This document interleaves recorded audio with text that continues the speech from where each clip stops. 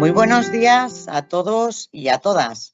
Para quien no me conozca, soy Cristina Bay, responsable de formación comercial, y voy a conducir este webinar que lleva por título Dominando las ventas, tips y trucos para el mediador con experiencia. Esta es la segunda parte del ciclo de webinars que iniciamos en junio. Y si no pudiste asistir a la primera parte, pues la tenemos colgada en la sala Ágora de la Escuela de Seguros ARAC para que la puedas visualizar si lo deseas. Ahí la tienes a tu disposición. Esta sesión tiene una duración aproximada de 1 hora y media y, como siempre, podéis dejar vuestras preguntas, vuestras consultas en el apartado preguntas y respuestas que tenéis en la parte superior derecha de vuestra pantalla. Ahí nosotros lo vemos y se lo formulamos al ponente pues al final de la sesión. Ya sin más voy a dar la bienvenida a Juan Antonio Romera, director de Fase Group, licenciado en Ciencias Económicas y Empresariales, que colabora en numerosos másters de desarrollo directivo, tanto con universidades nacionales como con internacionales. Y además es un gran conocedor de nuestro sector y del mundo comercial, lo cual, pues la verdad que es un plus, ¿no? Oye, Juan Antonio, es un gran placer compartir este ratito contigo. Entonces, cuando quieras, adelante, te escuchamos atentamente. Bueno, muchas gracias, Cristina. No, el placer es mío. Y igual, bienvenidos a todos y a todas que estáis detrás de la cámara o de la pantalla. Siempre digo que para mí es un honor y un orgullo estar aquí, pero me encantaría estar presente. Es decir, que, claro, que poder interactuar con vosotros, que esto fuese más de presencial, pero bueno, es una oportunidad que la tecnología nos brinda de estar en un montón de sitios diferentes de España y estar cerca de vosotros, ¿no? Entonces vamos a hablar de vosotros, de vuestro trabajo, de Dominando la Venta 2, y hoy el foco de esta sesión de hoy va a ser más un foco negociador, ¿no? Vamos a enfocar en la negociación. Pero bueno, antes de empezar, em, em, en la sesión anterior, que como bien dice Cristina, la tenéis colgada, ¿no?, dentro del portal de ARAG. Entonces, la sesión anterior, si os recordáis, empezaba con un cuento y terminaba con un cuento, ¿no?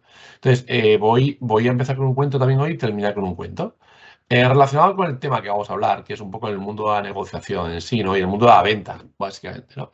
Entonces, este cuento es un cuento de Jorge Bucay, que es un terapeuta argentino que escribió 2 libros maravillosos sobre cuentos, que es uno de Déjame que te cuente, que eran cuentos que hizo para tener terapia con su hijo, y otro es Cuentos para pensar. Cuentos para pensar es la segunda parte de Déjame que te cuente, y son pequeños cuentos de una página donde son ideales para irte a dormir. Te vas a dormir, lees un cuento, sacas tu moraleja del cuento y al día siguiente otro cuento, ¿no? Entonces son cuentos cortos y que con bastante moraleja, ¿no? Entonces el cuento de hoy, y voy a quitar ya la presentación porque a veces me gusta quitarla para también distraeros un poco y ponerme yo en primer plano. Tengo menos canas, pero me da mucho el sol de aquí. No, pero algunas sí que hay, algunas sí que hay. Bueno, a lo que voy. El cuento de hoy se titula El portero de prostíbulo, ¿no? Es un tema que está muy de moda en España por un señor que era portero de prostíbulo, que está ahora en juicios y tal. Pero bueno, no nos metamos en líos. El portero de prostíbulo es el título del cuento de Jorge Bucay, y lo he elegido por lo siguiente, porque creo que la moraleja es bastante buena y es un cuento que se basa en un hecho real. Pero bueno, os voy a contar el cuento. El cuento es un señor, años 70, en Argentina. Bueno, Jorge Bucay era argentino, como he dicho. Años 70, había un señor que era portero de prostíbulo, no fue al colegio, su padre era portero de prostíbulo, su abuelo era portero de prostíbulo, era una persona muy, muy honrada y buena gente, pero bueno, su trabajo era portero de prostíbulo. Y un día, un buen día o un mal día, llegó un nuevo dueño al prostíbulo y le pidió al nuevo portero bueno, al portero que había, que tuviese a esta persona que tuviese nuevas funciones dentro de su rol como portero, y le pidió que todos los días le hiciese un estadillo de cuentas de la recaudación del bar, de las habitaciones, del ropero, del parking, y le hiciese también una observaciones sobre las incidencias del día, y lo dejase todo esto por escrito, ¿no? Y este señor, que era, ya digo, buena persona, pero nunca había ido al colegio, le dijo: mire, lo siento mucho, pero yo es que escribo muy malamente porque nunca he ido al colegio, ¿no? y creo que no puedo hacer esa función, ¿no? Entonces el dueño le dijo, lo siento mucho, pero necesito que haga esa función, con lo que tendré que buscar otro portero. Con lo cual despidió a esta persona y contrató un nuevo portero. Esa persona se fue a su casa, despedida, el portero, el que era portero prostíbulo, a su casa despedida, no tenía trabajo y era muy manitas y se puso a arreglar cosas de la casa y le faltaban herramientas. Vivía en un pueblo y se fue a la ciudad a comprar herramientas, ¿no? Los vecinos se enteraron de que iba a la ciudad a comprar herramientas y le encargaron herramientas. Y de ahí surgió un negocio. Es decir, el hombre los vecinos le creía que se dedicaba a llevar y traer herramientas de la ciudad al pueblo y le encargaban de herramientas. Y él, como no tenía tiempo, no tenía nada que hacer, pues se dedicaba a llevar y traer herramientas de la ciudad al pueblo, del pueblo a la ciudad. Y tal fue el éxito que a los 3 meses decidió montar una pequeña ferretería en su pueblo. Al año tenía 3 ferreterías en pueblos de la zona. Hoy, 50 años después, es el mayor ferretero o la mayor empresa de ferretería de América. Bueno, de Argentina, por supuesto, de América y posiblemente de Europa, ¿no? Bueno, ha crecido muchísimo, ha tenido un imperio de ferreterías. 20 años después, años 90, a finales de los 90, esta persona donó un colegio a su pueblo. Es decir, se hizo rico, creó mucha riqueza en el pueblo, mucha industria. Por cierto, paréntesis, es un caso parecido al de Amancio Ortega con Inditex. Amancio Ortega nunca fue al colegio, tampoco, ¿no? Y empezó haciendo batas. Pero bueno, continuó la historia. Este hombre donó una escuela a su pueblo, porque había tenido mucha riqueza con el tema de la industria de la ferretería. Y el alcalde le pidió firmar en el libro de gente ilustre del pueblo. Y el hombre cuando fue a firmar en el libro de gente ilustre, dijo, mira, firmo muy malamente porque nunca he ido al colegio. Y el alcalde se sorprendió y le dijo, si usted nunca ha ido al colegio y ha llegado donde ha llegado, usted llega a ir al colegio y usted, ¿qué hubiese sido en la vida? Dice, yo, portero de prostíbulo. ¡Ting! Fin del cuento. Moraleja. Al final, las decisiones que tomamos en la vida son muy importantes. Es decir, está claro. Y nunca sabe dónde nos va a llegar, ¿no? Yo creo que hay que tomar decisiones importantes y luchar para conseguir lo que tú quieres ser y conseguir lo que tú quieres hacer. Y al final, luchar por donde quieres llegar, ¿no? Y es fundamental esa actitud o esa actitud tan proactiva, ¿no?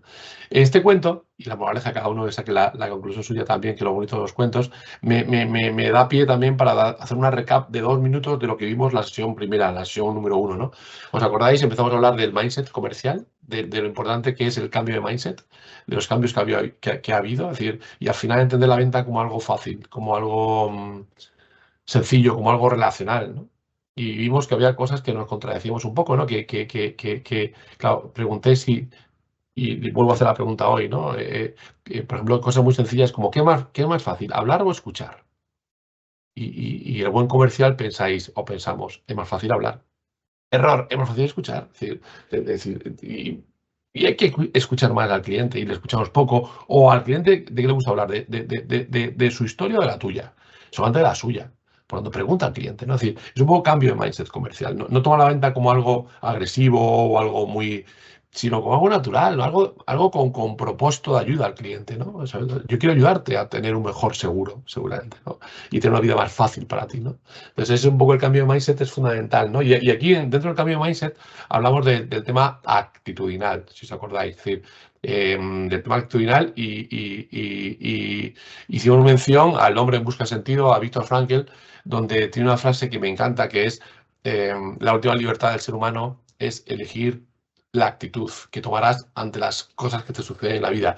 Las cosas que te suceden en la vida, mucho no tienes tú que ver, ¿no? Son cosas que te van sucediendo. Tienes libertad de elegir con qué actitud vas a afrontar esas cosas, ¿no? Entonces, hablamos del mindset, es decir, que tú eliges ser positivo, proactivo, resiliente, y es una elección. Y cuando eres consciente de ello, eres libre, ¿no? Hablamos también del factor confianza en la venta, ¿no? Qué importante es vender confianza, y vendemos confianza. Y para generar confianza en un cliente hay que tener confianza. Es decir, y el hecho de confiar en ti es fundamental. Hablamos también que la venta era cuestión de arte o de ciencia, ¿no? Si era cuestión de estrategia o de movimiento, ¿no? Si tú puedes saber mucho de un producto, pero no moverte, o moverte sin tener ni idea del producto. Y las dos cosas son malas, ¿no? Aquí la clave es entender la venta como algo de ciencia y de arte. Es decir, que hay que tener movimiento, hay que estar, hay que mover, hay que ofrecer, hay que cerrar, pero también hay que tener estrategia, ¿no? conocer bien el producto, saber cómo posicionar mi producto en cada tipología de cliente, es decir, pensar un poquito también. Es un poco de acción y pensamiento, ¿no? También hablamos del proceso comercial y vimos como 4 pasos fundamentales del proceso comercial y aquí hicimos un cuestionario donde contestasteis preguntas y lo hicimos viendo, simplificando un poquito cada fase de la venta, ¿no? Y cuáles son las claves. Y qué errores comete muchas veces el comercial. No preparamos la reunión como debemos muchas veces. El engagement que tenemos con los clientes, el paso 2, es igual con todos los clientes y es un fallo. Las necesidades, es decir, al final queremos hablar más que escuchar y nos cuesta preguntar, escuchar realmente para entender, no para contestar, ¿no? El pitch comercial, si os acordáis, hablamos de que a lo mejor hacemos un pitch demasiado largo, ¿no? Es decir, hicimos una metáfora de lo que le pasa a Homer Simpson con su mujer cuando le habla más de 15 segundos, ¿no? La metáfora del mono y los platillos, ¿no? Que es lo que le pasa muchas veces a los clientes cuando le hablamos demasiado, ¿no? Hablamos también de objeciones, el siguiente paso, claro, pensamos que nos ponen muchas objeciones y no son muchas, son pocas, siempre son las mismas, ¿no? Y el hecho de negociar, que es un arte, que aquí es donde haremos el paréntesis hoy y hablaremos un poco de negociación a continuación, ¿no? Y por último vimos el cierre y el follow-up, que es cuestión de valentía, perder el miedo al no. Y definir muy bien los siguientes pasos con los clientes y consensuar el siguiente paso con el cliente. Y la clave es, siempre que termine una reunión con un cliente, determinar el siguiente paso, haya o no haya venta, ¿no? Bueno, he querido hacer una recap así rápida sobre lo que vimos la vez pasada y conectarlo con lo que vamos a ver hoy, que es básicamente el foco en la negociación, ¿no? En cómo negociar, qué negociar, alguna técnica, algún truquito o truquillo para negociar mejor. Quiero que también seáis humildes y veáis qué hacéis. Y seguramente muchas cosas que yo voy a decir aquí ya la hacéis. O hay otras cosas que ya conocéis, lo sabéis, pero no lo hacéis. Entonces, os animo a que lo hagáis. Y habrá alguna cosa que tampoco conozcáis. Entonces, también os animo a que lo pongáis en práctica y lo hagáis también, ¿no? Entonces, dentro de la negociación, yo hay una reflexión que me gustaría hacer con vosotros y me gustaría ver los dibujos que haríais, que es la siguiente. Si tenéis una hoja en blanco cerca, una hoja cerca de donde estáis, que dibujaseis que es para vosotros negociar, ¿no? Que os tomaseis un tiempo para negociar, dibujar qué es para vosotros negociar. O al menos que lo penséis. ¿Qué dibujaríais? ¿Qué dibujaríais si tenéis que definir negociación, ¿no? Y aunque no os estoy viendo, sí que os puedo adelantar que más o menos sé qué dibujaríais. Cristina, ¿tú estás dibujando algo? Sí, yo ya lo tengo dibujado, ¿eh? ¿Qué has dibujado? ¿Qué has dibujado tú? ¿Qué has dibujado? Un apretón de manos. Qué bien, qué bien. A Cristina la pregunto porque es la única que veo, a pobre Cristina. Así que la dice, Sí. tampoco le voy a invadir a preguntas, pero sí, pero voy a interactuar con gente, que me escuche, me hable alguien, ¿no? Yo quiero escuchar también a gente, ¿no? Y Cristina dibuja un apretón de manos, ¿no? Es un dibujo muy típico. La gente suele dibujar un apretón de manos, suele dibujar círculos concéntricos, donde hay en medio un punto en común. Suele dibujar gente tirando una cuerda, un tira y afloja, muchas veces. Hay gente que suele dibujar un pulso también, pero el apretón de manos seguramente es el más común, Cristina, es el más común. Pues ¿sabes lo que dibujaría yo? Yo dibujaría esto. Hay hambre, ¿eh? Hay hambre, ¿eh? Estoy escuchando tripas sonar, ¿no? ¿Y eso qué tiene que ver con la negociación? Pues sí, es una historia de un pastel, que quiero contar el dibujo del pastel, que para mí vincula mucho a lo que es negociación y da sentido a lo que es negociación para mí, ¿no? Y cuento la historia. Mira, mi hijo mayor es celíaco, es alérgico al gluten, ¿no? Entonces, era su cumpleaños, yo vivo en Madrid, en el centro de Madrid, vivo a las afueras y estaba trabajando en el centro de Madrid. Y mi mujer me pide, oye, compra una tarta en una pastelería de celíacos, especial de celíacos para nuestro hijo. Y yo fui a la pastelería a comprar una gran tarta porque había 8 niños en mi casa, ¿no? Y nada, no había tartas grandes, había tartaletas, eran bastante grandes las tartaletas. Y dije, son grandes, pero deme 8. Y dice, no tenemos 8, tenemos 5. Digo, 5. Y claro, yo con 5 son 8 niños, ¿no? Entonces, pues, deme las 5. Entonces, 4 las reparto con los niños y una me la como yo, ¿no? Quien reparte se queda con la mejor parte. Bueno, a lo que llego a casa y me llevo la bronca de mi mujer. ¿Qué rata eres? ¿Qué rata? Digo, rata no, que no haya más, no haya más. Así que he tenido que comprar 4 tartaletas y que se las repartan entre ellos. Y dice, vale, aparte es tú. Con los egoístas son los niños son muy egoístas. O sea. Entonces, va a ser muy difícil, se van a enfadar, tal. Digo, no te preocupes que tengo la solución, ¿no? Y acababa de dar un taller de negociación. Dije, creo que la solución la tengo. Vamos a ver si la tengo bien o no. Y lo que hice fue lo siguiente. Lo que hice fue, les coloqué en una mesa alargada un niño enfrente de otro. Y en medio puse la tartaleta. Y al niño de la derecha le di un cuchillo de plástico y dije, mira, el niño de la derecha parte la tarta y el de la izquierda elige el trozo. Pues eso es negociación. ¿Qué creéis que hizo el niño de la derecha? El niño de la derecha partió la tarta, vamos, con escuadra y cartabón, yo creo. Decir, perfecto. Y el niño de la izquierda, pues eligió el trozo que más le gustó, pero como eran iguales, pues los dos salieron ganando más o menos, ¿no? Es más, muchas veces la generosidad del niño de la derecha hacía que, si se había equivocado un poquito, él se había dado cuenta que se había equivocado y sabía que el otro niño iba a coger el trozo un poquito más grande, ¿no? Y lo que le decía era, coge el más grande si quieres, ¿no? Y si el niño que recogía el trozo también era generoso, decía, no, cógelo tú, si da igual, si es, al final es más o menos, eso es un win-to-win. Es un win-to-win. Eso es la creación de futuras relaciones que son interesantes, ¿no? Eso también pasa mucho esto es el sentido de la negociación, el sentido real de una negociación, ¿no? Eso pasa mucho, por ejemplo, también si habéis tenido alguna vez un tema de herencias en casa, ¿no? Sobre todo con la familia. Por cierto, es el principal problema de la mala relación entre familiares, las malditas herencias. Y sobre todo si son mierdosas. Es decir, si hay poco, si hay mucho también, pero si hay poco también se enfada la gente. Es absurdo, ¿no? Pero bueno, a lo que voy. Me lo dijeron en una notaría que lo que suelen hacer es algo parecido al tema de los pasteles. Siempre dice, cuando hay dos partes, dice, una parte hace las particiones y la otra elige con qué parte se queda, ¿no? Y al final lo que intenta es un win-to-win siempre. Siempre. Es más, quien parte, si le interesa una parte, aunque sea menos valiosa, pone más valor en la otra para que él quedase con la que menos valor aparente tiene, porque él tiene un valor sentimental con ella, por ejemplo. También es un win-to-win, ¿no? Pero bueno, esto es la esencia realmente de lo que es negociación en sí, ¿no? Bien, pues seguimos avanzando un poquito en la negociación, ¿no? En lo que es la negociación. Y vamos a hablar un poco de tácticas negociadoras. Y aquí sí, aquí ya para interactuar con vosotros de forma más real, os voy a mandar, bueno, os ha mandado Cristina, ¿verdad, Cristina? Tenéis en el chat, ¿no? Sí, voy a copiarlo y a pegarlo ahora mismo porque no me quería adelantar. Vale. Pues Cristina va a copiar el enlace y os lo va a pegar en el chat. Entonces, lo que tenéis que hacer es abrir el chat y contestar. Hay tres opciones. Hay la segunda opción, si tenéis problema para abrir el chat por lo que sea, porque sois varios en una pantalla, también tenéis un código QR, que es este de aquí. ¿Vale? En este código QR, coged vuestro teléfono móvil si queréis y lo escaneáis y dais el clic y os sale otra vez el cuestionario, que son 10 preguntas sencillas sobre negociación que me gustaría que contestaseis, ¿vale? Que básicamente se basa en verdadero o falso, que es muy fácil, es muy sencillo, ¿vale? Así que os damos un par de minutos, Cristina, para que contesten. Sí, perfecto. En Y, el apartado de preguntas y respuestas tienen el link, pero también tiene el QR, o sea que perfecto, sí, sí. vale, tenéis el link y el QR, las dos cosas, si no es una cosa u otra, y podéis contestar con una cosa o con la otra.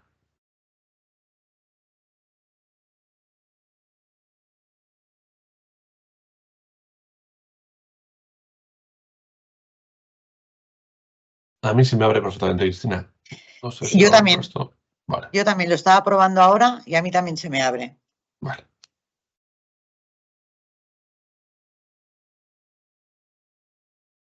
Bueno, son varias preguntas, con lo cual tenemos que tener un poquito de Sí. paciencia, ¿eh? 10 preguntas. 10 Vale. preguntas. Mientras tanto, ¿puedo poner una canción de fondo? O canto Puedes, una si canción, quieres. Cristina, alguna canción, que estamos a viernes, alguna canción de que te sepas, Cristina, quieras cantar. No, no, no, por favor, no, no, no me hagas cantar. Ah, Porque aquí en Barcelona, a ver, está la muy lluvia, ¿no? tapado de tiempo, ¿eh? No sé qué tal en Madrid, pero aquí está Igual, muy igual, tapado. igual, sí, está tapado, sí. Corremos peligro, corremos Vale, peligro. corremos peligro de tener un fin de semana muy pasado por agua, ¿eh? Entonces, mejor, Sí, mejor que no. sí, sí, sí, sí, sí.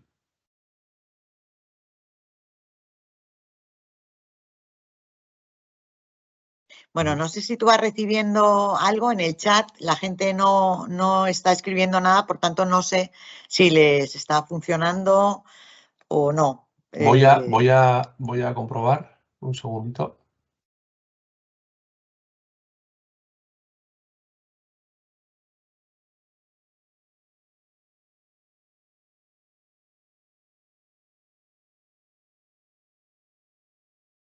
Sí, sí estoy recibiendo ya respuestas.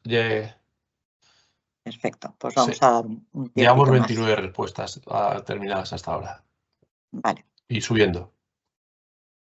vale. En este momento somos 226 personas que estamos conectadas al webinar. No, 229. no os preocupéis, luego os pondré resultados sobre 10 que habéis sacado.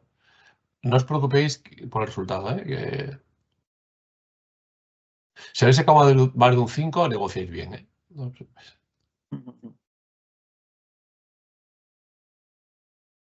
A ver, Ana Malumbres dice, no muy bien hecha, pero hecha. Bueno, Ana, seguro que sí, seguro que sí. De todas formas, luego voy a dar una pista.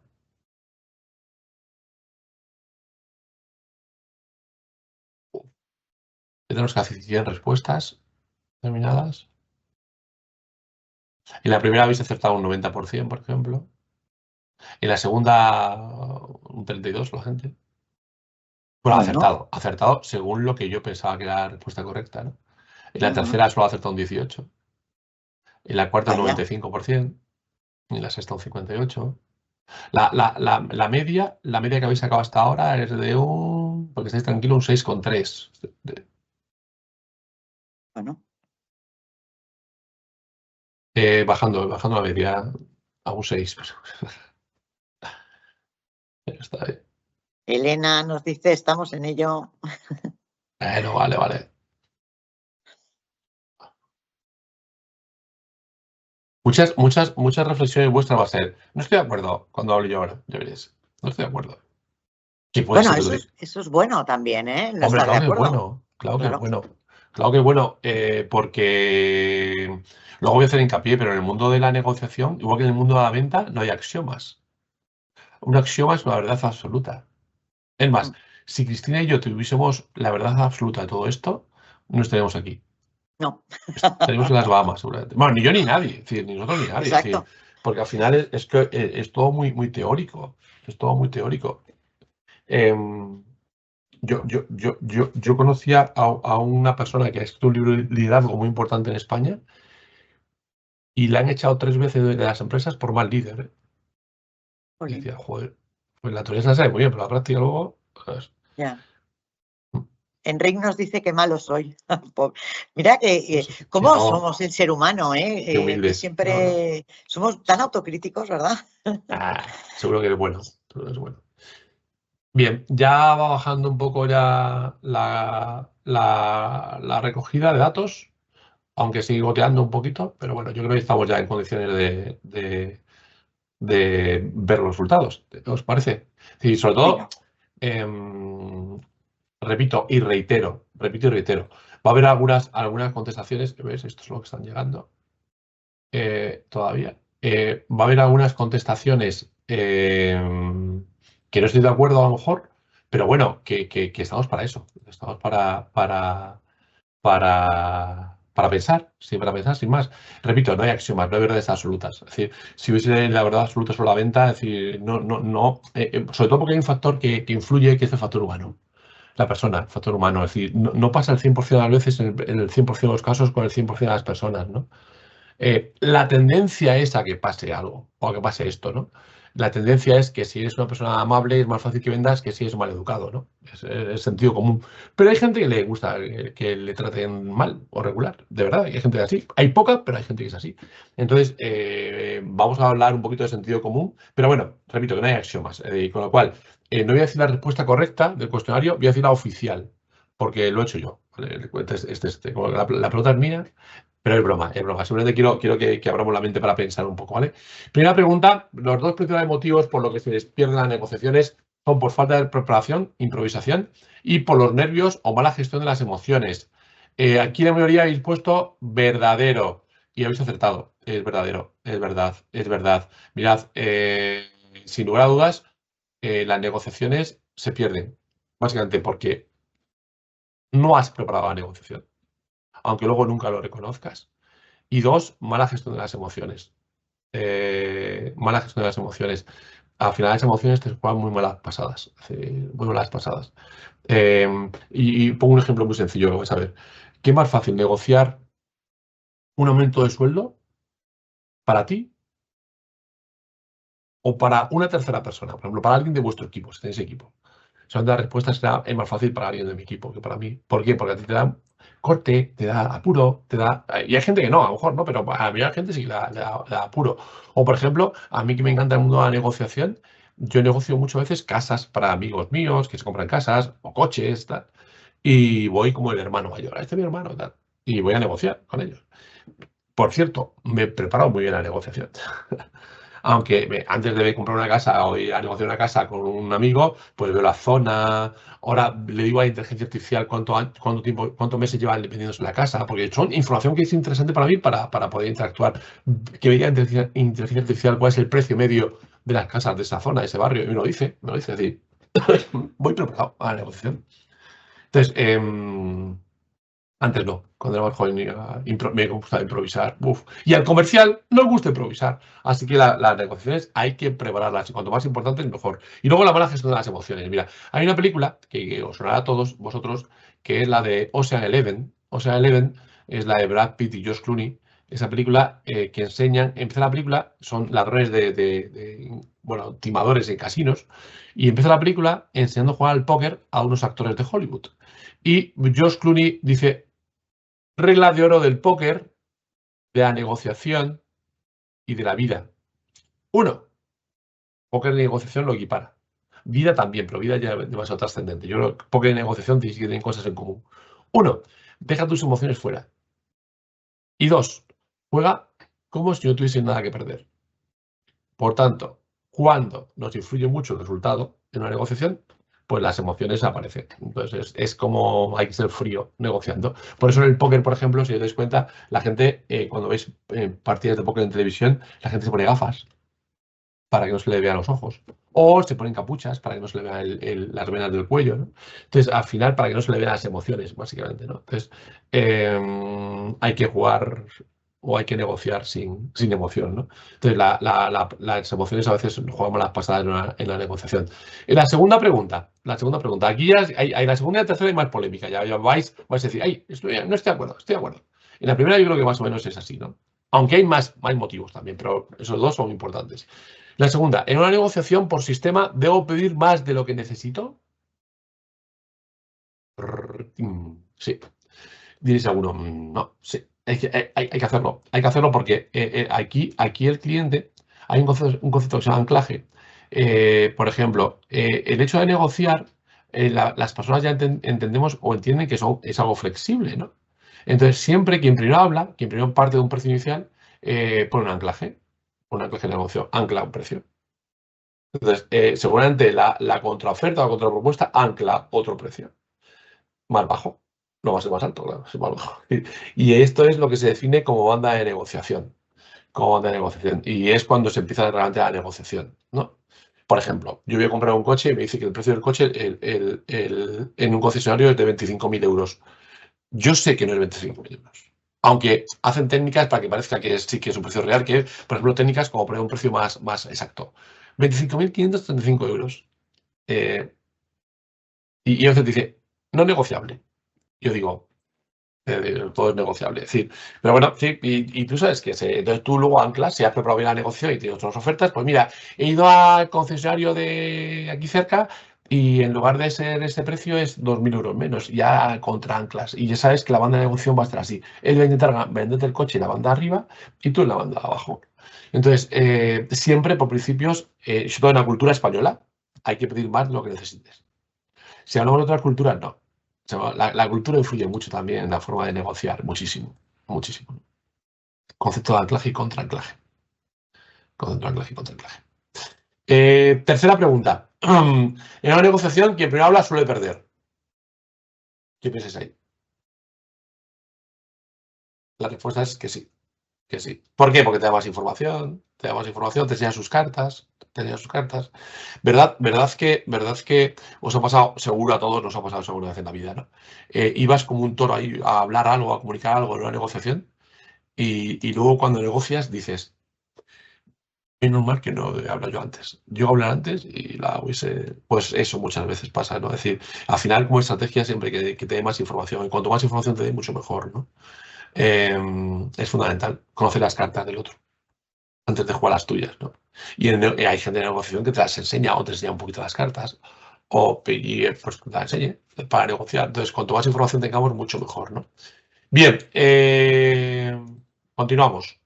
Repito, es mi pensamiento que yo he hecho este test, es decir, yo he hecho este cuestionario, pero vamos, que no es 100% exacto, es decir, que es laxo, ya no hay axiomas. Cuarto, en una negociación, antes de exponer mis argumentos, debo preguntar.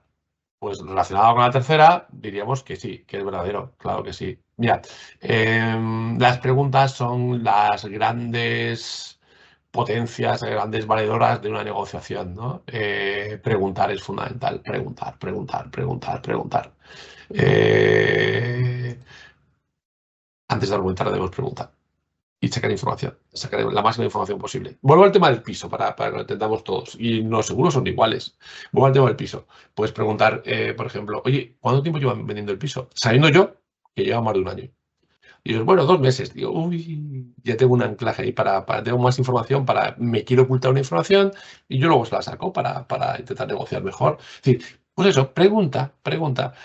Oye, ¿con qué compañías de seguros trabajáis? Es decir, ¿qué experiencia tenéis con esas compañías? Es decir, ¿qué valoráis de un seguro? Es decir, preguntas abiertas, es posible, pero preguntar antes de contestar. Y yo creo que el buen comercial, sin lugar a dudas, es aquel que pregunta bien.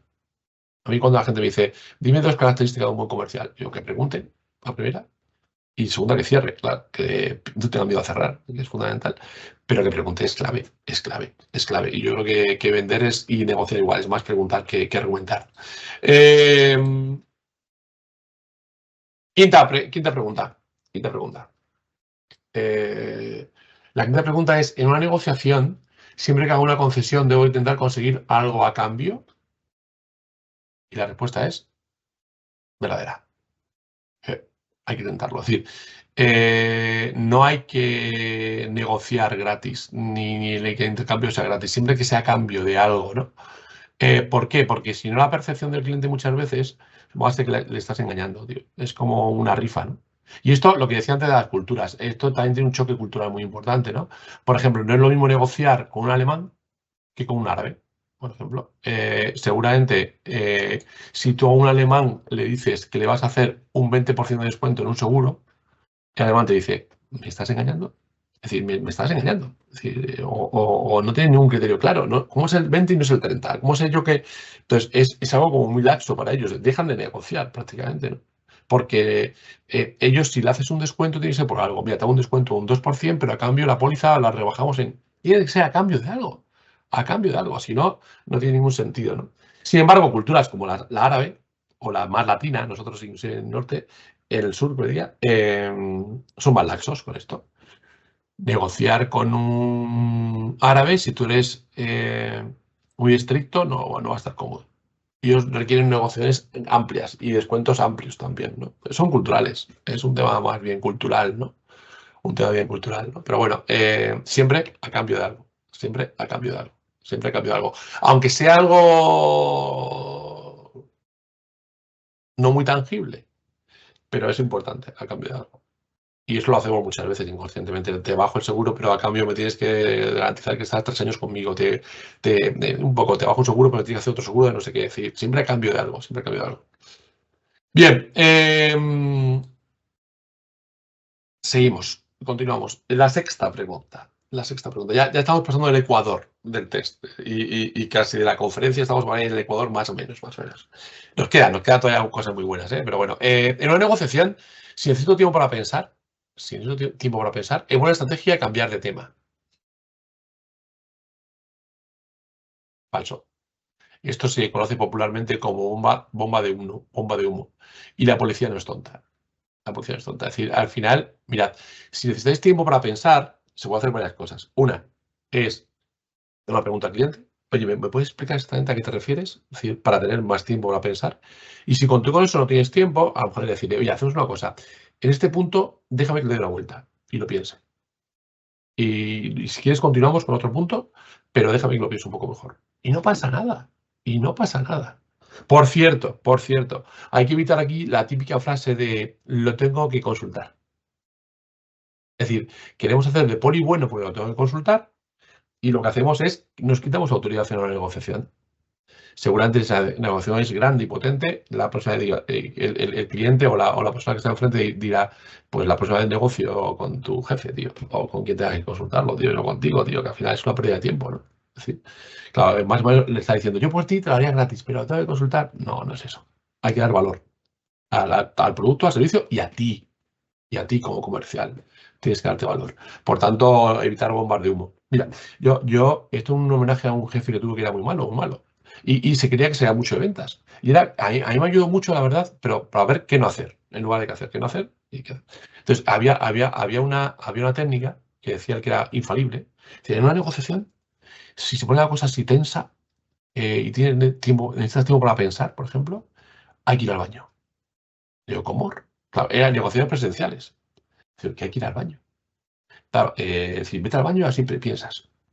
Es decir, bueno, yo ya era junior y dijo, pues la verdad, lo que dice el hombre este, ¿no? Hasta que un día voy a una negociación con un cliente y de pronto estamos negociando, la cosa se pone tensa, yo me puse nervioso porque negociaban ellos dos y de pronto dice mi jefe me voy al baño. Y yo, ostras, se va al baño, tío. Claro, y me quedo ahí. Me quedo yo ahí y digo, ¿qué hago yo? Me voy con él al baño. Otra cosa. Y digo, qué horror, qué horrible, que mal lo pasé. Me recuerdo todavía ese momento, ¿no? Entonces, no hagamos cosas raras, ni mucho menos. Es mejor hacer a veces un receso o decir, mira, vemos que déjame y mañana te digo algo. Pues mañana dices algo y tienes tiempo para pensar. Depende del tipo de pensamiento que tienes. Seguramente, muchas veces cuando estamos tensos en una negociación y nos destensamos, nos desbloqueamos, se nos ocurren luego otras ideas. Bueno, y hay punto. O si es un punto, como he dicho antes, repito, si es un punto que se está atascado, déjalo y luego sigue con otro punto. A lo mejor si se desatasca el resto de puntos, cuando vuelvas al punto inicial, ya está más fácil de resolverlo, ¿no? Entonces, no, es mejor ser honesto y decir que quieres pensarlo de dar una vuelta, ¿no? Siguiente pregunta. Siguiente pregunta. Por cierto, esto es aplicable al mundo de seguros, pero como veis, al mundo del aumento de sueldo, al mundo de la compra de coches, el mundo de la compra de casas, a cualquier tipo de negociación que hagamos en el día a día, ¿no? Y otra cosa, ¿qué daño ha hecho Wallapop en las negociaciones? ¿Qué daño ha hecho Wallapop en las negociaciones? Ahí lo dejo. Quien utilice Wallapop lo sabe por qué, y quien no, pues lo cuento en un segundo, ¿no? Wallapop, vende lo que vendas, te piden siempre una rebaja. Digo, ¿estamos de broma o qué? No, pero tienes que. Entonces, la gente que hace, pues aumenta el precio para luego bajarlo. Sí, un poco absurdo, pero bueno, es una adicción que nos ha enseñado Wallapop, que es errónea. 7. En ocasiones es conveniente dar cifras ambiguas. Entre tanto y tanto, o aproximadamente tanto, pues es un error dar cifras ambiguas. ¿Por qué? Porque el cliente siempre se va a quedar con la que más le conviene. Me explico, verás. Por ejemplo, este precio. Tú vas a comprar algo por 4,95 euros. ¿Vale? La gente que es muy optimista, la gente que es muy amarilla, luego os contaré lo de amarillo, lo habéis dado solamente con Cristina, alguno conoce lo que es el concepto de colores, la gente muy abierta, muy expansiva, muy emocional. Si tiene mucha ganas de comprarse un producto y pone 4,95 euros, ¿qué es lo que dice Cristina? ¿Que el producto cuesta cuánto? 4, está claro. 4 euros, estaba clarísimo, 4 euros. Y claro, sin embargo, la mentalidad es contraria, es una persona más racional, más reflexiva, más azul, digamos, que dice, 5. por 5, que realmente lo que es. Pues muchas veces esa psicología del precio te viene en el mundo de la negociación. Por ejemplo, vas a comprar una casa y te dice el vendedor, aproximadamente 220.000 euros. Vamos, ni de coña la vendes por 220.000 euros. Te está diciendo, da ahí para abajo, da ahí para abajo. O cuando te dice, por ejemplo, entre 220.000 y 200.000. No entiendes, no te vas a 200.000, te vas de 200.000 para abajo también. Para abajo también. Es decir, al final es una cosa muy absurda que utilizamos muchas veces. Esas doble dígitos o dos cifras o un aproximadamente. Es decir, al final son detalles que te va a decir, oye, baja, baja, baja. Y das poco valor al precio o a lo que estás vendiendo, ¿no? Bien, o a lo que estás negociando. Pregunta número 8. Pregunta número 8. En negociaciones difíciles, la comunicación más importante es la comunicación no verbal. ¿Qué pensáis? Verdadero. Es muy importante. Es decir, es realmente la que no miente. O la que miente, o la que se ve la mentira. La comunicación no verbal es la que se ve la actitud de la contraparte, de la otra parte, ¿no? La comunicación verbal y la paraverbal, muy importante. La verbal es lo que decimos. La paraverbal es cómo lo decimos. El tono, la articulación, el ritmo, el volumen. Típica frase de no me molesta lo que me ha dicho Cristina, me molesta cómo me lo has dicho. Eso es la paraverbal, ¿no? Y luego tenemos la comunicación no verbal, que es el resto de comunicaciones. Y eso es muy importante. Y más para un comercial y en una negociación. Es decir, pues vemos que cómo posiciona el cuerpo, las manos, la cara, los ojos, los pies, inclusive. Y es un apartado muy interesante que quiero abrir una pequeña ventana para hablar un poquito de comunicación no verbal con vosotros, si me dejáis un segundo. Entonces, también os daré una recomendación para profundizar más en el tema de comunicación no verbal. Primero de todo, en cuanto a comunicación no verbal, deciros que contextualizar, sentido común. Que porque Cristina tenga la mano así en la papada ahora mismo, no quiere decir nada. A lo mejor está a gusto así, o está cansada y está ahí un poco descansando. Es decir, que no quiere decir nada. Es decir, hay que contextualizar las cosas, ¿no? Pero bueno, sí que te da muchas pistas. Te da muchas pistas. Y hay partes del cuerpo que es muy difícil de controlar. Las dos partes del cuerpo más difíciles de controlar son las manos y los ojos. Entonces,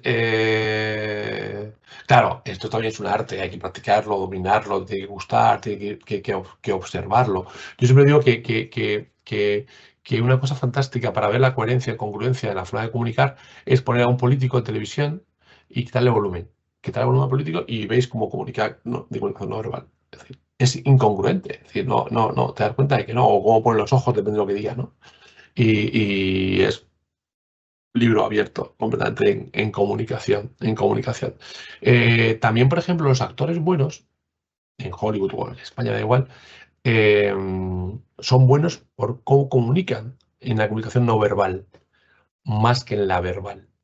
Por ejemplo, hay una serie ahora que se llama Animal, no os la habéis visto, es muy divertida y es muy recomendable, de Luis Zaera. Luis Zaera en esa serie habla gallego, un poquito gallego, así, y aparte, lo han hecho muy rápido la serie y el sonido no es muy bueno, porque pone la típica grúa de sonido, pero como Luis Zaera comunica tan bien de forma no verbal, ¿sabes? Le entiendes todo y te llega todo el mensaje, aunque no hable y aunque no diga nada, ¿no? Entonces, al final la comunicación no verbal es una herramienta fundamental de comunicación. Pero, mirad, voy a daros 4 o 5 tips rápidos de comunicación no verbal, incluso importantes en una negociación, por ejemplo. Mirad, el primer tips que os quiero comentar. Mira, voy a expandir esto. El primer tips que os quiero comentar es la posición, dónde sentarse y cómo sentarse y qué hacer cuando te sientas, ¿no? Por ejemplo, en una negociación, si es presencial, imagínate, hay 4 escenarios. Tú vas a una sala a negociar, negocias en una sala, imagínate que es una sala. ¿En qué lugar de la sala os sentaríais? Seguramente. Pues dirá, pues aquí cuando entro, o donde sienta el cliente, tal. O sea, siempre se dice que en B2B, cuando hablamos, vamos a una empresa a negociar o cuando estamos con un cliente, hay que ponerse siempre el negociador, el vendedor, siempre de frente a la puerta. ¿Para qué? Para que el cliente se va a sentar en la izquierda o en el frente. Nunca alejado, pero bueno, en la izquierda o enfrente. Entonces, si es más cercano, se va a sentar más cerca a ti, si es más lejano, un poco enfrente, ¿no? Pero lo ideal es que tú tengas al cliente de espaldas a la puerta. ¿Por qué? Porque el tiempo se le pasa mucho más lento, más despacio. Cuando el cliente está enfrente de la puerta, la sensación es que tiene prisa, ¿no? ¿Es el lado ganador? ¿Es lo más importante de una negociación? No, es un matiz, tampoco es tan importante. Pero yo cuando negocio lo hago, siempre. Siempre intento tener al cliente de espaldas para que el cliente esté más por mí, no por la puerta. Cuando el cliente mira la puerta, la sensación es que tiene prisa y también te mete prisa también a ti, ¿no? Eso pasa en el restaurante. Tú cuando vas a un restaurante, el sitio ideal de un restaurante es donde ves el resto del restaurante, es decir, enfrente de la puerta.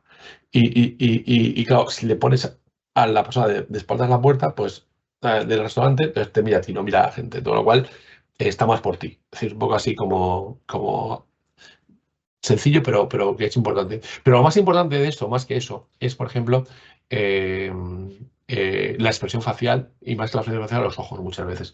Hay una serie, no os la habéis visto, se llama Miénteme, Lie to Me, muy recomendable, que sobre todo habla de comunicación no verbal. Es un investigador que resuelve crímenes a través de la comunicación no verbal de los testigos, las personas. Entonces, hay que ser muy experto para esto, ¿no? Pero hay muchos rasgos de sentido común. No hace falta, por ejemplo, te dice que la comunicación más importante es la comunicación no verbal, porque impera la comunicación. Por ejemplo, tú estás hablando con alguien y te dice que no, hombre, que no, que no, que no, es que sí. O al revés, que sí, que sí. Y es que no, es que no. O cuando alguien hace una manifestación doble, por ejemplo, en una afirmación, por ejemplo, ¿dónde están las llaves? Ni idea. Es decir, levanta las cejas, levanta los hombros y te con la cabeza. Sí que lo sabes, sí que lo sabes. Si no tienes ni idea, no haces tantas tantos gestos de comunicación no verbal, ¿no? Estás sobreexagerando la comunicación, ¿no? Y ya te da una pista, ya te da una pista. Es como cuando un niño pequeño dice, ¿quién ha roto el jarrón? Y hace el niño. Es decir, a lo mejor no ha sido él, pero no sé quién ha sido, sabe quién ha sido, sabe quién ha sido. Bien, esos temas de comunicación no verbal hay que fijarse. Mirad, el mejor libro de comunicación no verbal es de Flora Davis, es la Biblia de comunicación no verbal. Es un libro que cuesta 5 euros en Amazon, es decir, y es un libro interesantísimo de comunicación no verbal. Como película recomiendo El Jurado. El Jurado es una película, además Al Pacino, que es un gran actor, o John Cusack, o Dustin Hoffman, es decir, es una buena película. Entonces, El Jurado en Estados Unidos selecciona, hay una empresa que selecciona jurados. Entonces, los jurados los seleccionan, depende de cuál sea el tipo de juicio. Por ejemplo, esto era contra las armas. Si es contra las armas, pues quiero gente más racional y menos emocional. Porque si es emocional, ¿sabes? Entonces tú haces la selección del jurado a través de entrevistas con un jurado. Y hay psicólogos expertos en comunicación no verbal que te dicen si el jurado es válido o no es válido. Pero bueno, es interesante sobre todo en el aspecto de comunicación no verbal y te da muchas pistas de comunicación no verbal, ¿no? Pero luego vamos ahora a ceñirnos un poquito en lo que es para mí los 3 factores fundamentales de comunicación no verbal. Primero, ¿dónde sentarte y cómo sentarte cuando vas a negociar? Cuando vas a negociar, lo ideal para tener una sensación tranquila es sentarte siempre en la silla, al final de la silla. Es decir, al final de las sillas y la posición recta, erguida, ¿no? Manos abiertas, un poco abiertas, tampoco en plan como si fuese un cura, ¿no? Normal, sentido común, ¿no? Pero siempre el culo atrás, con perdón, porque si cuando nos sentamos con el culo cerca del borde de la silla, la sensación es que estamos tensos, estamos nerviosos, tenemos que huir. Entonces tenemos que intentar que el cliente esté tranquilo, que se siente bien. Pero tú también sentarte bien para transmitir seguridad, confianza, ¿no? Y es fundamental, ¿no? Alguno dirá, no, claro, si es bajito, te sientes en la punta ya, si es bajito sí, pero si no, no. La gente se sienta bien, con la espalda recta, ¿no?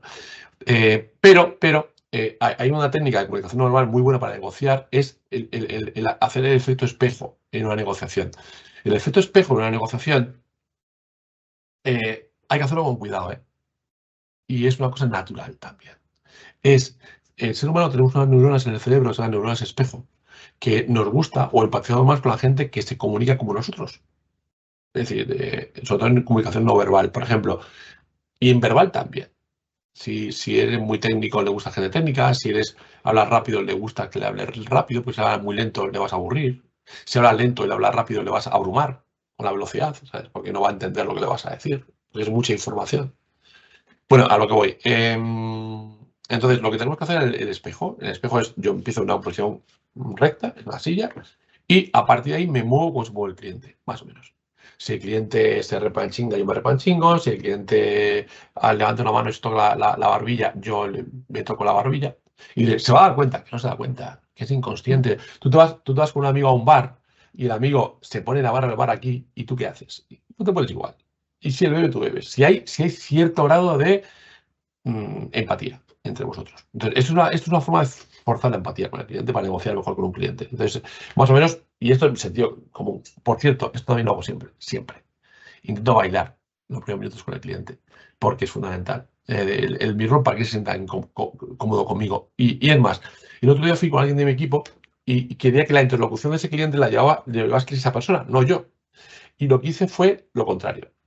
Me bloqueaba, es decir, si la persona estaba abierta, yo me cerraba. Si la persona se iba hacia adelante, yo me iba hacia atrás. Y al final, pues eso. Y la persona de mi equipo sí que bailaba con él, y entonces hubo conexión, más que conmigo. Es inconsciente, pero es un poco forzar la conexión. Esto lo emplean muchos los psicólogos, por ejemplo, cuando vas al psicólogo siempre te hace el espejo. ¿Para qué? Para que estés a gusto, empatices con él, siempre. Siempre te hace el espejo. Entonces, comunicación no verbal, posición corporal. Segundo, primero posición corporal. Segundo, manos. Las manos. Las manos son grandes traidoras en comunicación. Primero, cuando tú emites la comunicación, tiene mucho más potencia si mueves las manos para comunicar. Siempre y cuando no muevas las manos por encima del cuello. Porque si mueve la mano por encima del cuello es esperpéntico, con lo cual no es creíble tu comunicación. Siempre tiene que ser una comunicación coherente por debajo del cuello, ¿no? Y diréis, yo es que no sé si muevo las manos. Sí, todo el mundo mueve las manos cuando comunica. Lo que pasa es que cuando estás cortado o estás nervioso o estás mintiendo, no mueve las manos. Te quedas parado, bloqueado la mano por ahí. Y más, y hay veces que hasta mete la mano por debajo de la mesa. También es contraproducente esto, ¿no? Eso en cuanto a emisión. Luego, en cuanto a recepción, por ejemplo, se te nota mucho tu estado anímico y sobre todo tu estado emocional, ¿no? Cuando estás comunicando con alguien, por ejemplo, si esa persona está nerviosa, pues empieza a jugar con el boli, o a tocar el boli, o a tocarse demasiado la cara o el pelo, por ejemplo.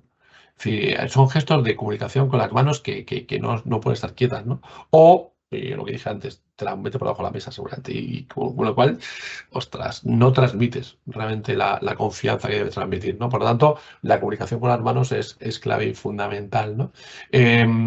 Mirad, cuando comuniquéis, simplemente dar un mensaje a vuestro cerebro y decir, oye, Juan, me mueve las manos. Y mueve solo las manos y ya está. Y esta es la recepción.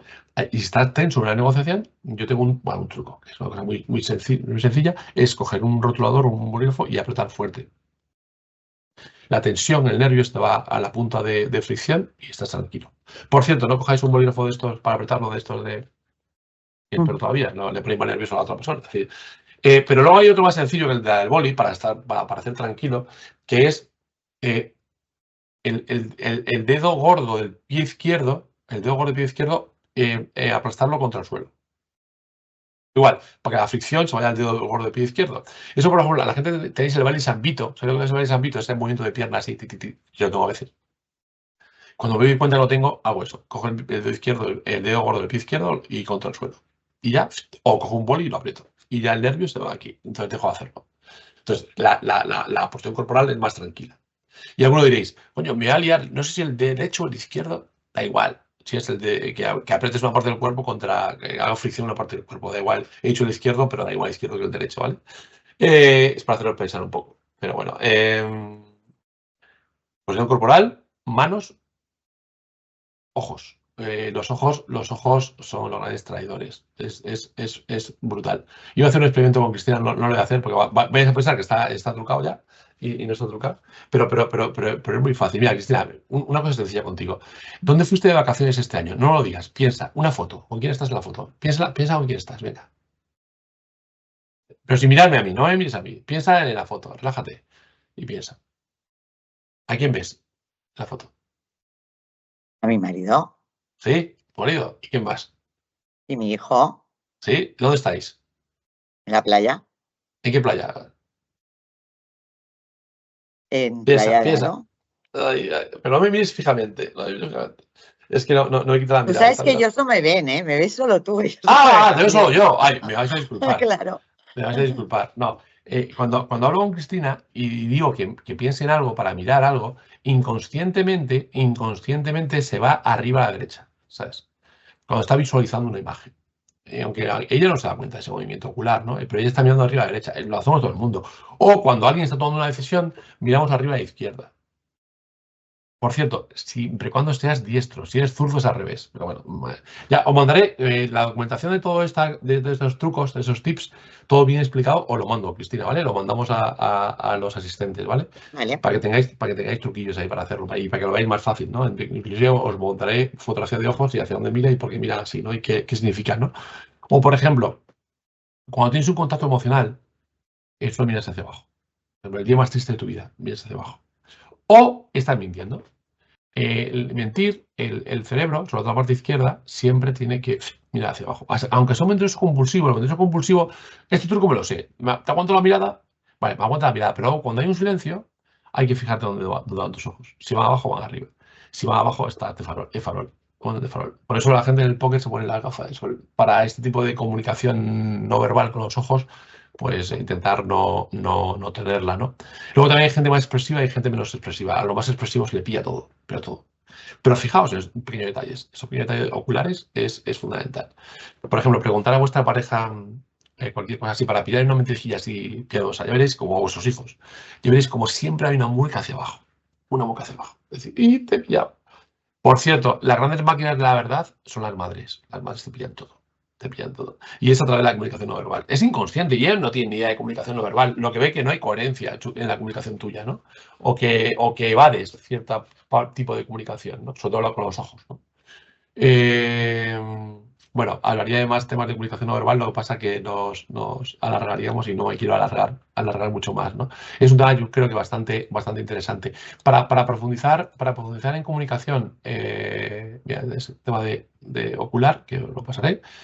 En comunicación no verbal, recomiendo, si tenéis redes sociales, seguir a esta persona, por ejemplo, que se llama Pincho, que bueno, en redes sociales se llama Ciencias del Comportamiento, ¿no? Tanto en Instagram como en TikTok. Y es una persona que ha escrito un libro, es guardia civil, pero es experto da conferencias para el FBI y para la CIA. Y ha escrito un libro que se llama Ciencias del Comportamiento, que es un libro maravilloso de comunicación no verbal, por ejemplo. Y es bastante interesante todos los tips que te da y todos los trucos que te dice, ¿no? Y hay otra persona de redes sociales que se llama Soy Criminólogo, que este es un poco más divertido, que esto lo que te hace es analizar la comunicación no verbal de políticos. A Donald Trump, está todo el día analizando a Donald Trump, de políticos, de actores, de entrenadores de fútbol. Por ejemplo, el otro día analizó la comunicación no verbal de Simeone, de Guardiola, de Xabi Alonso, ¿sabes? De cómo comunicaban, cómo es la comunicación no verbal de cada uno, de Ancelotti, que es muy comunicativo, ¿no? Lo ves enseguida y qué significa cada tipo de comunicación. Bastante interesante, repito, de famosos, de actores, de políticos, y te dan muchos tips. Y inclusive por qué hacemos alguna cosa, cómo evitar hacer algo. ¿Sí? Inclusive te da tips también para ligar a través de la comunicación no verbal. ¿Sabes? Si hay empatía o no hay empatía, es bastante divertido. ¿Vale? Bien, continuamos. Dejamos la comunicación no verbal, que es un tema que me apasiona, como podéis ver, y me encantaría hablar más de él, pero tenemos el tiempo que tenemos. Y pasamos al punto 9, o la pregunta número 9, que es realizar una pequeña concesión a un negociador agresivo rojo facilita la relación y alivia la presión. ¿Verdadero o falso? La respuesta es falso.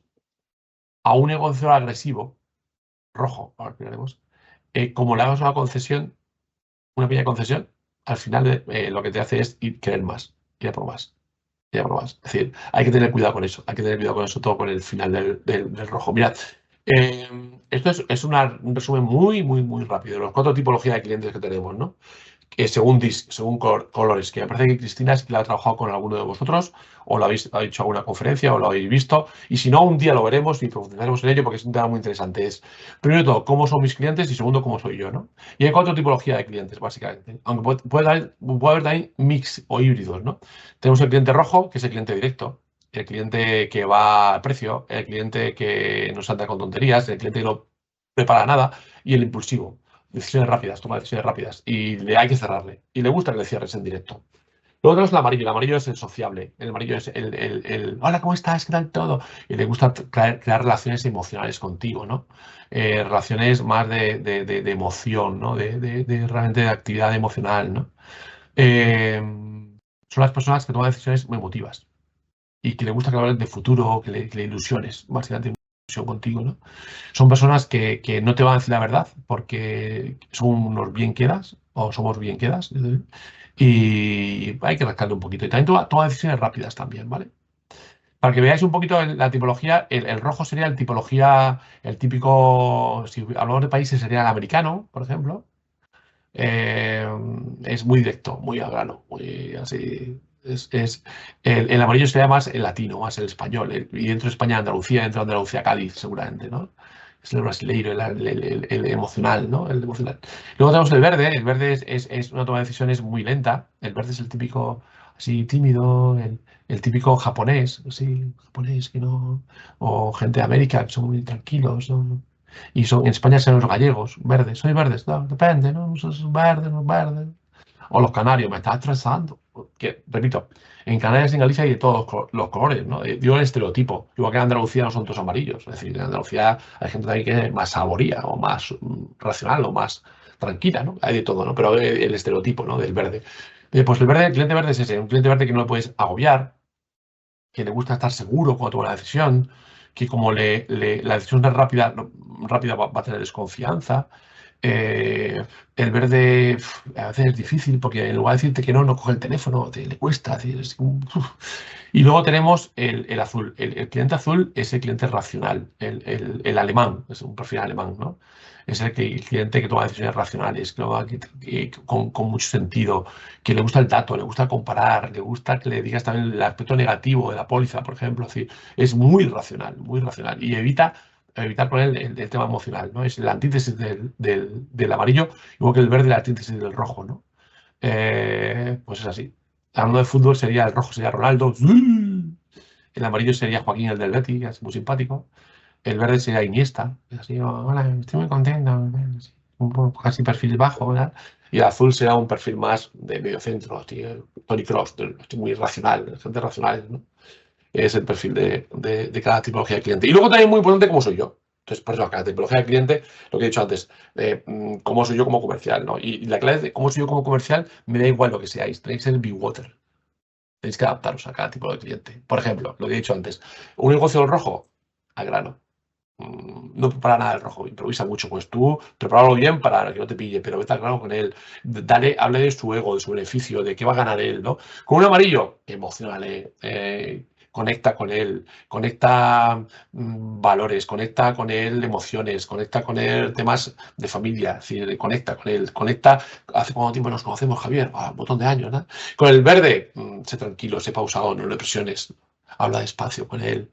Dale seguridad, es decir, no seas superlativo, o sea, dale confianza, ¿no?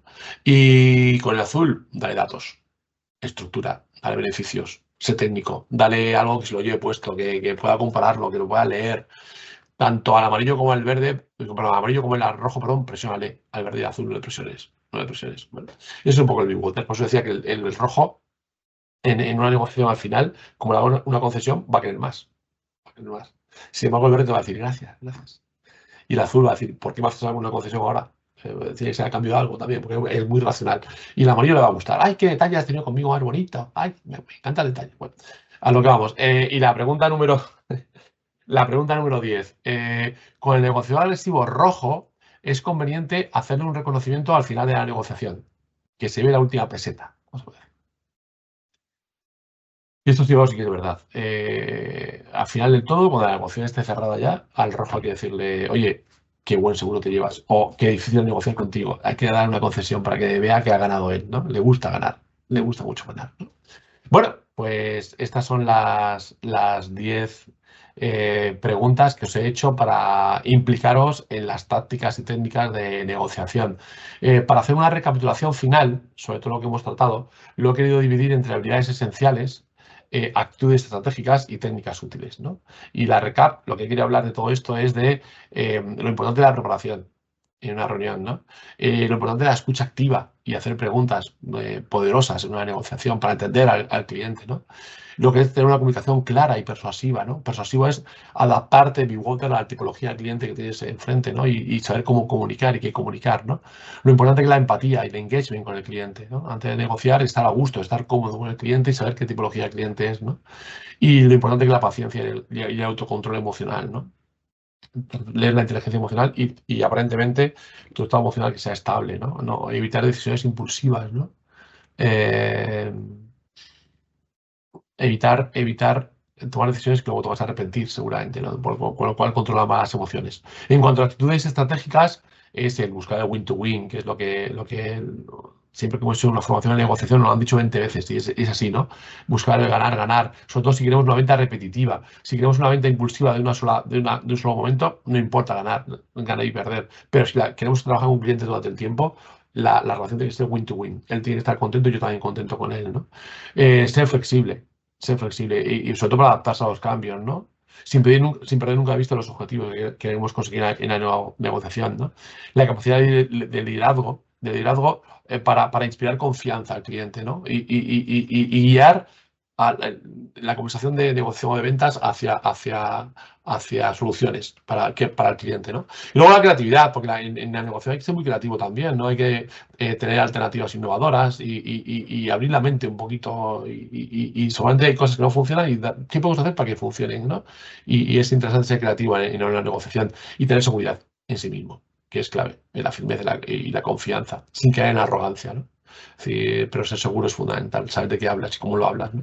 Por eso aquí el conocimiento técnico es muy importante, ¿no? Y por último, técnicas útiles. Es lo que hemos hablado, las 4 técnicas que hemos hablado básicamente de pedir más lo que necesitamos en una negociación, conceder a cambio de algo, no usar cifras ambiguas en una negociación porque se va a ver como algo disuasorio y darle la última peseta al cliente al final. Es decir, hacer un reconocimiento al final del cliente, sobre todo si es muy agresivo, ¿no? Bien, estas son las claves. Hasta aquí es el foco central. Ahora sí que me gustaría simplemente daros que pensar un poco más, ¿vale?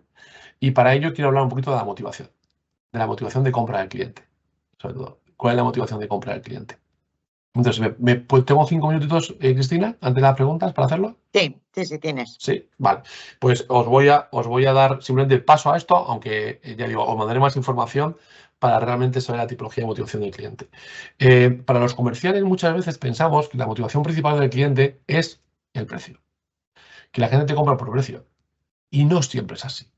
A veces sí que es así, pero no siempre es así. Y eso no hace falta que tampoco os convenza mucho, pero es así, no vamos siempre al precio. Aunque es una justificación muy buena de un comercial, o el precio.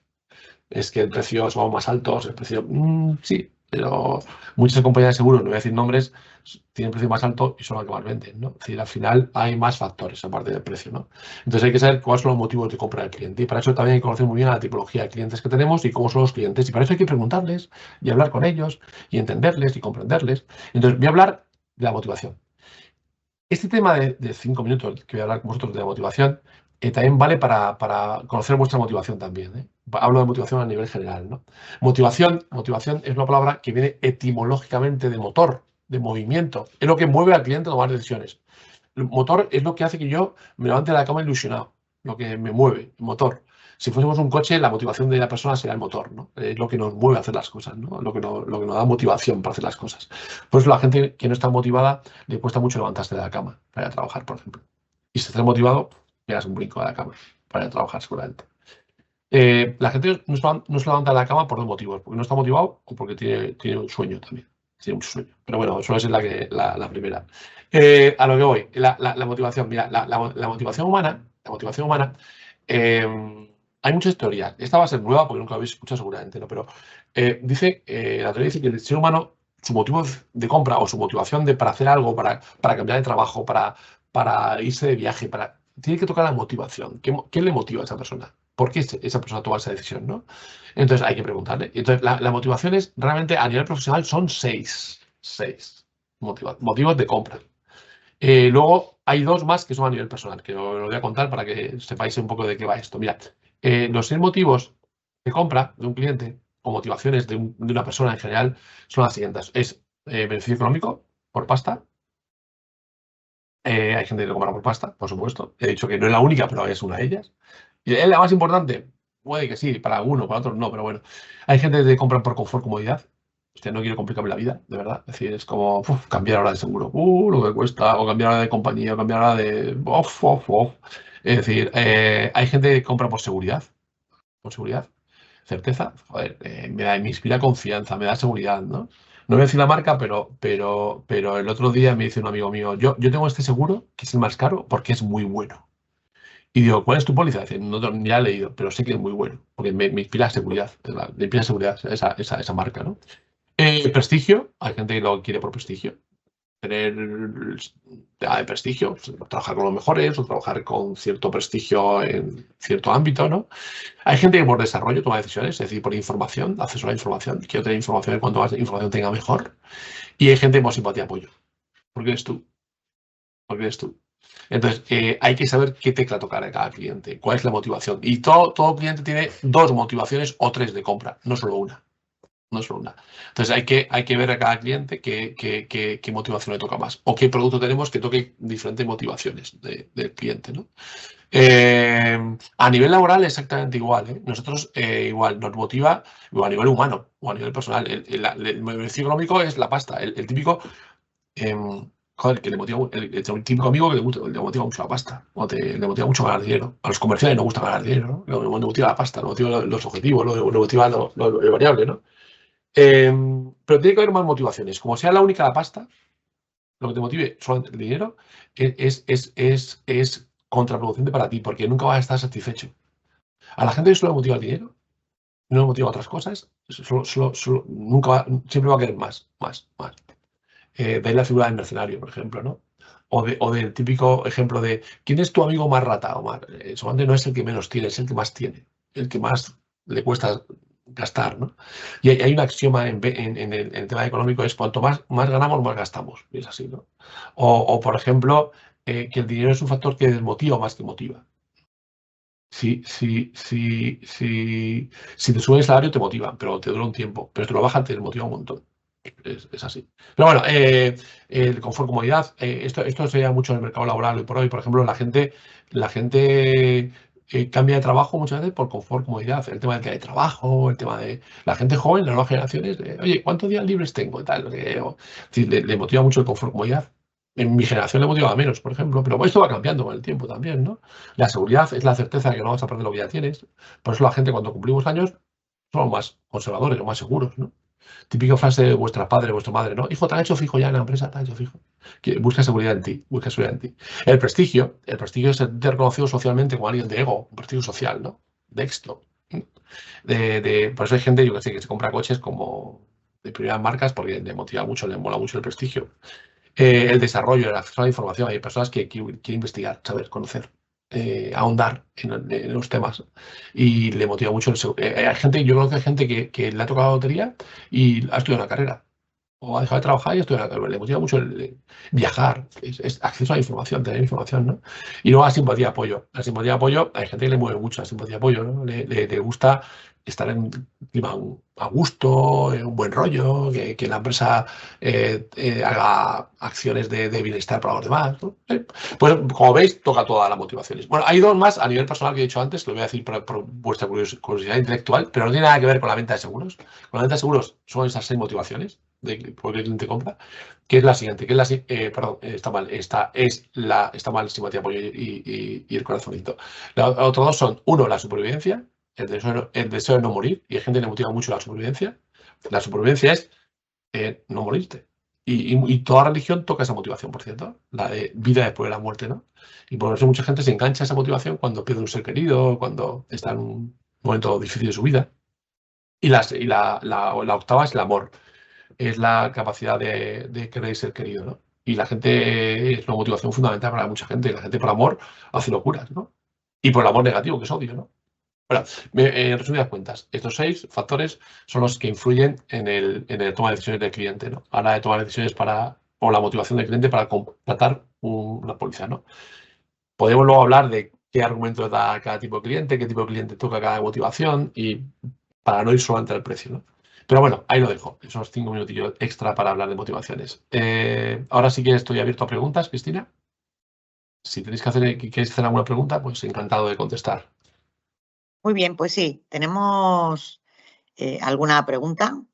Bueno, primero hay una pregunta que es un poco de temas logísticos, que nos preguntan, hay gente que se ve que ha entrado más tarde al cuestionario y no lo ha registrado, entonces se lo puede solventar de alguna manera. Entiendo que debe ser al cuestionario de negociación, entonces... Bueno, no sé si ya está cerrado el cuestionario y por tanto entonces no lo ha registrado, pero bueno, en cualquier caso, pues nada, que no se preocupe que si no ya lo abriremos. Tampoco Vale, no... hay casi 200 y pico contestaciones. Sí. Vale, vale. Sí, todos han contestado. Vale, perfecto. Mira, luego hay una pregunta de Jorge que nos dice, hemos hablado mucho de las formas de estar en una negociación presencial, pero fuera de los gestos y en una negociación por Internet, el Oh, movimiento lo entiendo en el encuadre, por ejemplo, como sí, estás tú mismo ahora, ¿no? sí. Pero él te pide, oye, ¿algún consejo en el vestir? Color, formal, casual, pausas con café, fumar, no fumar. Bueno, nos dice, perdonad, si creéis No, que es una pregunta tonta, ya te digo yo, no no, hay no es preguntas tonta, tontas. no es tonta, no es tonta. Esta herramienta la utilizamos mucho, el tema virtual. Y fíjate, y hoy tengo yo dos cosas que no son ejemplos. No, yo si fuese una reunión comercial, esto, por ejemplo, ¿lo enfocamos en la reunión comercial, Cristina? ¿O a qué Sí, tipo de reunión? Sí, ¿no? Yo, sí, yo, sí, sí. yo lo que pondría sería un fondo, tipo Cristina, ¿no? Un fondo más profesional con el logo de mi empresa aquí, ¿no? Seguramente. El encuadre tiene que ser de tal forma que se te vean las manos cuando comuniques, es mucho más potente, ¿no? Y sobre todo hay una forma de hacer ver que estás escuchando con esta herramienta, que es esta, mirad. Cuando tú escuchas, que están las manos. ¿Por qué? Porque si no, es que parece que estás escribiendo, ¿no? Y es una forma también fundamental de encuadrar, ¿no? La forma de vestir, yo tampoco soy un gran ejemplo yo hoy. Si fuese una reunión virtual, tenemos que vestir como si fuese presencial la reunión. Hay que vestir. Y, por ejemplo, lo digo porque lo ideal es tener si es chico, si en una primera reunión, el jersey o la camisa, el jersey que sea oscuro, azul oscuro sería ideal, y siempre la camisa clara, siempre sea azul claro o blanco. Y si es chica, pues no tener un exceso pues de todo, de complementos, de pintura, de no sé qué decir. Es normal y sencillo, pero vamos, tampoco es recomendable ir demasiado formal ni demasiado informal. Es decir, es que también el dress code también ha cambiado mucho, ¿no? El hecho de muchas veces nos encontramos en reuniones virtuales, como son reuniones virtuales, está la gente como en una posición muy rara o tumbadas o con una forma de vestir muy casual, demasiado casual, ¿no? Yo creo que hay que tener un respeto y hay que vestir pues si fuese una reunión presencial, ¿no? Dos, tres tips más. La luz, hay que tener mucho cuidado con la luz. Mi luz entra a la derecha, ¿no? Si fuese por la noche, me veríais medio oscuro. Entonces, poner una lámpara, un foco, tipo esto que tengo aquí, un foquito, una lamparita, para que el encuadre la luz sea mucho mejor. Y es más profesional, la imagen que da es mucho más profesional, ¿no? Otra recomendación también importante es cuando tú convoques la reunión por Teams o Zoom o la plataforma que tú quieras, Meet, nunca convoques horas. Convoca siempre, por ejemplo, si es media hora, 25 minutos convoca. Y yo aconsejo siempre 45 minutos. ¿Por qué? Porque siempre vas apretado. Es decir, siempre vas, si es media hora, lo más importante lo haces al final, tío. Y es como, mejor 25 minutos y si tienes algo más, tienes 5 minutos para cerrar bien la reunión, ¿no? Y no ir tan apretado. O inclusive si haces varias reuniones seguidas, tienes tiempo para prepararte la reunión siguiente, o para respirar, o para beber agua. O como decía Cristina antes, para ir al baño. Que a mí me ha tocado 3 seguidas anteriormente y la tercera ya no puedo ir al baño. Es decir, me tengo que ir al baño porque si no, aquí me va a dar algo, ¿no? Pero bueno, con todo y con esto, mi recomendación siempre presencial. Siempre presencial, reunión presencial. Es donde se produce la magia con el cliente. Pero si no puede ser presencial y tiene que ser virtual, como en el caso de hoy, pues cuidar un poco la escena y sobre todo el tiro de cámara, que es lo más importante. Sí, y el encuadre también, ¿no? El Porque encuadre. Sí, el ahí, tiro de cámara o encuadre. Sí. exacto, exacto, porque a veces el ojo ese de pez, ¿no? Que alguien, o sea, lo ideal es como estás tú, ¿no? Que pues A la altura de hay los una ojos. parte de pantalla exactamente que se ve por encima de tu cabeza y tampoco no acercarse de forma excesiva a la cámara, ¿no? Porque si no, Eso es. nos deforman la cara, Mira, ¿no? Se os ve. voy a enseñar un truco para los portátiles. Por ejemplo, esto cuesta 5 euros en Amazon. No me pagan por ello, ¿eh? Esto es un trípode. Un trípode, un trípode, o sea, trípode, se llama. Ay, para poner los libros. Es decir, pues esto se monta aquí y lo Ajá, que te haces es subirte el encuadre del ordenador. Es decir, la pantalla te la sube. Con lo cual, el tiro de cámara es ideal. Y esto se llama Atril, perdón, Atril.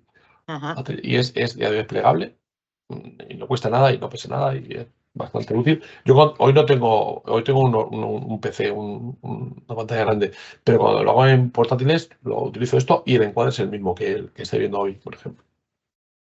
Muy bien. Mira, tenemos otra pregunta de Francisco que nos dice, ¿puedes hablar sobre cómo negociar por llamada de teléfono? Otra, sí, sí, es cada vez más difícil. Y la siguiente va a ser por mail, Sí. que es más difícil todavía. Sí, sí, repito, para mí, lo primero de todo es intentar que sea presencial. Por ejemplo, esto trabajé mucho con algunas compañías de seguros, el hecho de que, claro, la gente ya no va a la oficina, ¿no? Entonces, hacer que la gente venga a la oficina, ¿no? Es decir, y intentarlo. Y la gente dice, es que al final lo intentamos y es que hay que hacerlo, ¿no? Y ahí sí que el teléfono para mí es una herramienta para decir, oye, ven que quiero hablar contigo. Y además, si le hablas de algo de su seguro y tal, solamente venga, ¿no? Intentar forzar a que venga, ¿no?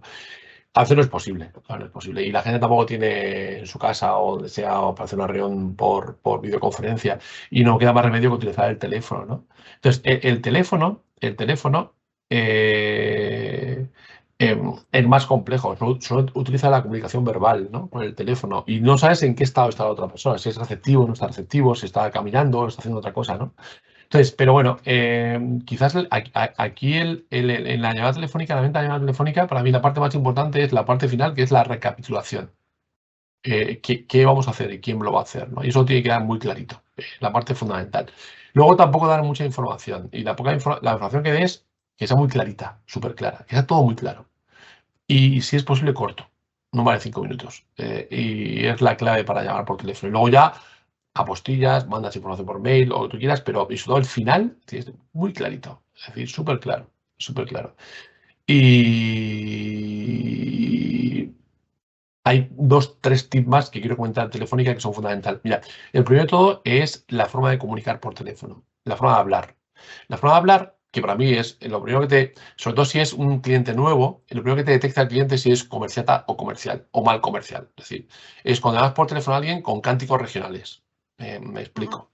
Llama por teléfono a alguien con el siguiente torillo, ¿eh? Que es lo que hacemos el 90% de la gente, ¿eh? Cuando llamamos por teléfono. Digo, hola, buenos días. Quería hablar con Javier, por favor. Sí, mira, soy Juan Antonio Romera de la compañía ni ni ni ni ni na, ni na, ni na, ni na, ni na, ni na, ni. Es decir, al final, el cliente huele a comercial.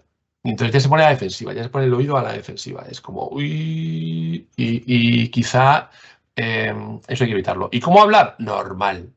El tono sería algo así parecido a Javier. Sí, soy yo. Buenos días, soy Juan Antonio Romera, soy de compañía tal. Nos conoces, ¿verdad? Normal, como si fuese alguien que conoces. Porque ese tono cantarín nos identifica con todo mi respeto con Vodafone, la típica llamada esta que nos llaman a casa y es bastante agresiva. Dicho esto, hay que decir también que el otro día vi una estadística que me pareció brutal. En los últimos 2 años ha bajado mucho el número de teléfonos que hay en las casas, sobre todo. Concretamente, solo el 12% de las hogares en España tiene teléfono fijo hoy. Pensando, mucha gente quiere el teléfono fijo de las casas, lo utiliza menos, utiliza el móvil. El móvil. Y el móvil cada día más selectivo, cada día más gente que ve un número que no conoce no lo coge. No lo coge. Y esto va a ir creciendo también, ¿no? Pero bueno, es una vía de comunicación. Si tenemos el teléfono del cliente, llamar al cliente, pero de forma natural, sencilla, clara y con una buena recapitulación final. Y con un buen tono. Un buen tono. No cantarín, no cantarín. Muy bien, pues de momento no veo que estén Bueno, entrando más preguntas. De todas formas, a ver, estamos ya bueno, al final de la sesión. falta Nos un cuento. quedan. Falta un cuento. He hecho que empiezo y termino con un cuento. Falta el cuento de final. Empecé con eso. Perfecto, pues vamos a cerrar la parte de preguntas aquí, hacemos el cuento y luego yo comento un tema de Vale, logística. Adelante. perfecto. Perfecto. Mirad, el cuento final de hoy es un cuento muy sencillo. Es un cuento, es una historieta muy sencillita, ¿no? Y es un poco sobre el mindset que decíamos antes, el pensamiento que tenemos que tener muchas veces, ¿no? Y cómo nuestro pensamiento nos condiciona un montón, ¿no? Es la historia, estaba en un parque, unos niños jugando, unos niños y unas niñas con un balón, y el objetivo era, había un árbol vamos a poner que esta tijera es el árbol, ¿no? Había un árbol en el parque, más que nada, esta botella es el árbol, ¿vale? Entonces, el objetivo era que pegase una patada al balón y pasaran por encima del árbol, ¿no? Entonces, los niños empezaban y las niñas empezaban a pegar patadas al balón y que nada, que no, ninguno pasaba del árbol. Ninguno pasaba del árbol, se quedaba en medio del árbol, se quedaba el balón encima del árbol y que no pasaban, porque era un árbol muy grande, ¿no? Y nada, estuvieron un par de horas intentándolo y no había forma, ¿no? Hasta que llegó una niña, os voy a enseñar la foto de la niña. Eh, ah, uy, se me ha ido. He pasado muy rápido, disculpadme.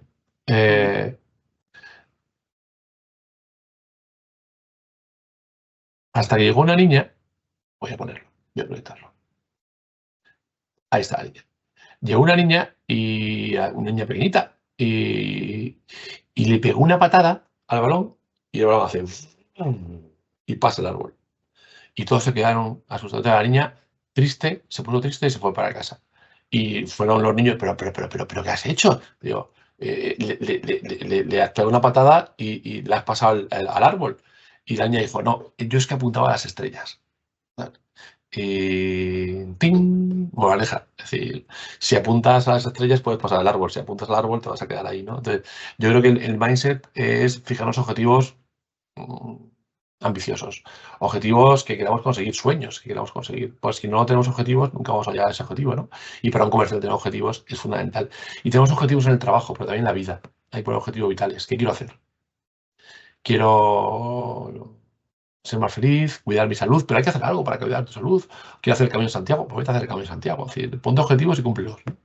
Que no son tan difíciles. Nada, un placer. A los 250, casi 270 que me habéis aguantado aquí hora y media de charla y un placer y muchas gracias Cristina también por estar aquí y ayudarme en esta charla también, en esta conferencia. Pues muchísimas gracias a ti, Juan Antonio. Realmente es un honor y un placerazo tenerte en estas charlas, porque es que aportas un plus, no solo los conceptos, la forma en que los explicas, sino también pues esas anécdotas, esos cuentos con los que cierras, que muchas veces nos quedamos con conocimientos a través o con aprendizaje a través del cómo explicas las cosas y de qué cuentas en esas anécdotas, ¿no? Realmente un placer, un placer. Y para finalizar, deciros que os acabo de colgar en el chat de preguntas y respuestas el link para obtener el certificado del curso. Sabéis que de ahí, clicando a ese link, vais a un test muy sencillo sobre los conceptos que hemos explicado en esta sesión, un test de 5 preguntas, y que al superarlo automáticamente os llega el certificado a vuestro correo electrónico. Y nada más, que tengáis un excelente fin de semana, que paséis un Halloween espectacular o una castañada, depende de qué seáis más, ¿no? Y nos vemos en la próxima. Un beso a todos. Muchas gracias, Juan Antonio. Muchas gracias. Chao, Adiós. gracias. Chao, chao.